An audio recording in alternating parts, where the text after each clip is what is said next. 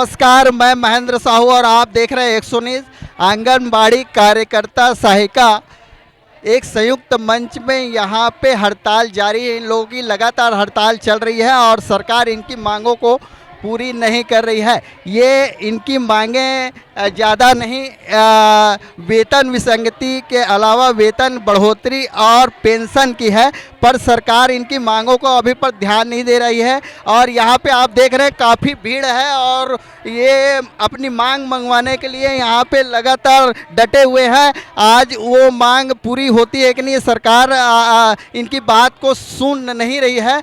आज हम जानना चाहेंगे ये हड़ताल क्यों कर रहे हैं, आप कहाँ ये हड़ताल कैसे कर रहे हैं, क्या मांग है आपकी? मैं श्रीमती द्रौपदी साहू, छत्तीसगढ़ आंगनबाड़ी कार्यकर्ता सहायिका संघ के अध्यक्ष 409।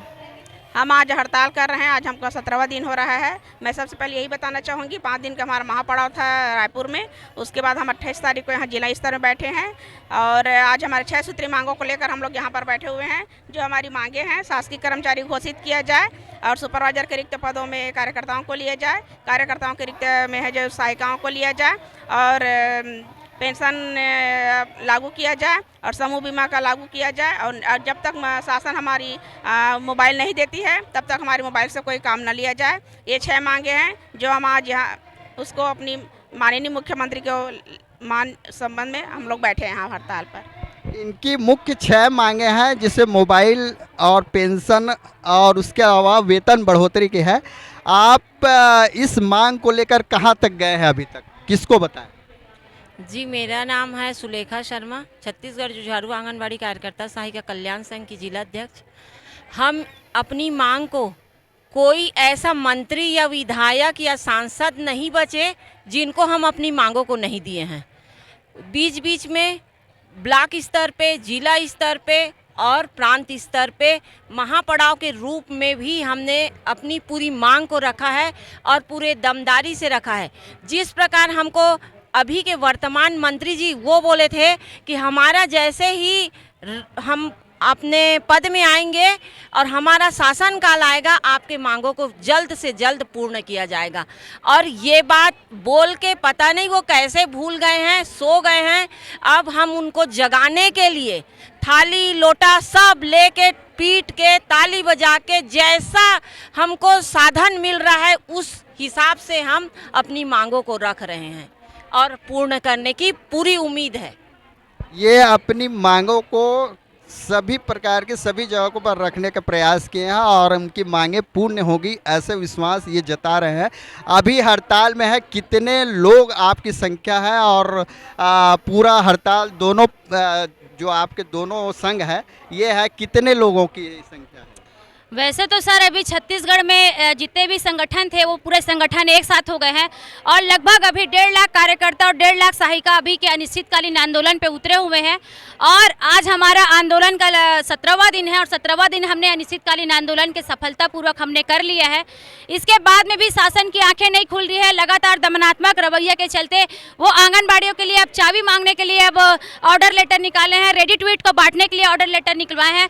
लेकिन हम लोग ना तो रेडी ट्वीट बांटेंगे ना हम लोग अपने आंगनबाड़ी का चाबी देंगे। जिसको विभाग को अगर ताला तोड़वाना है तो तोड़वा लीजिए, उसके बाद में भी हम लोग अपने अनिश्चितकालीन आंदोलन पे बने रहेंगे जब तक हमारी मांगों की पूर्ति नहीं होती है तब तक। मैं सुधा रात्रे, छत्तीसगढ़ जुझारू आंगनबाड़ी कार्यकर्ता सहायिका कल्याण संघ की प्रदेश उपाध्यक्ष और संयुक्त मंच की एक सदस्य। अभी इनकी मांगे को सुनने को तैयार नहीं है और शासन किसी प्रकार की अपना एक्शन भी नहीं ले रही है। यहाँ अगर आपकी मांग पूरी नहीं होती तो आगे आप लोग की क्या रणनीति है और आगे क्या करेंगे? जी, मेरा नाम संतोषी यादव है और मैं बसना ब्लॉक की ब्लॉक अध्यक्ष हूँ।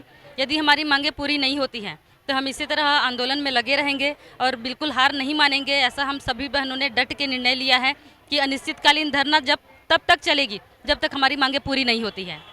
ये जो हड़ताल हो रहा है वो ये महासोनबस में है कि पूरे छत्तीसगढ़ में हो रहा है?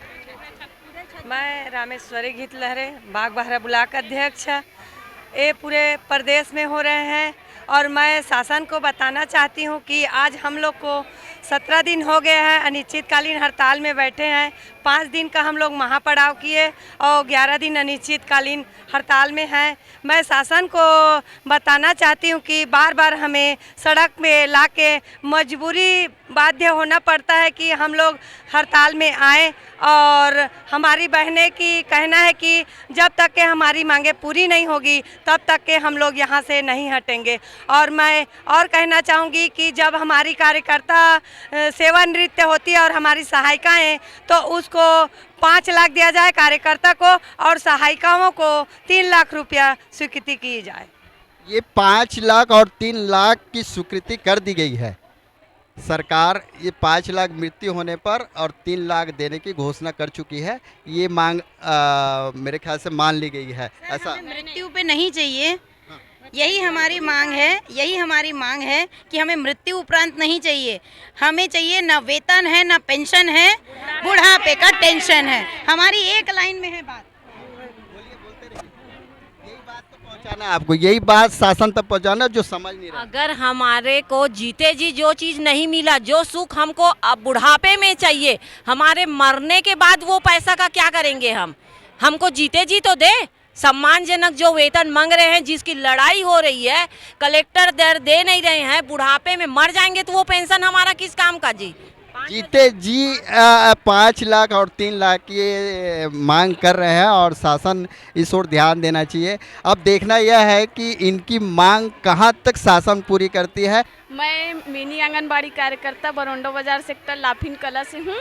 मैं सरकार से अपील करती हूँ कि जो मिनी आंगनबाड़ी केंद्र बनाए हैं उसे वो पूर्ण आंगनबाड़ी केंद्र में परिवर्तित करें, क्योंकि हम अकेले काम करते हैं कार्यकर्ता और सहायिका का, तो हमको कितना तकलीफ होते है वो हम ही जानते हैं। तो इसी कारण मेरे सरकार से अनुरोध है कि वो मिनी आंगनबाड़ी केंद्र को पूर्ण आंगनबाड़ी केंद्र में तब्दील करे। एक्सो न्यूज़ रिपोर्टर महेंद्र साहू, महासमुंद, छत्तीसगढ़।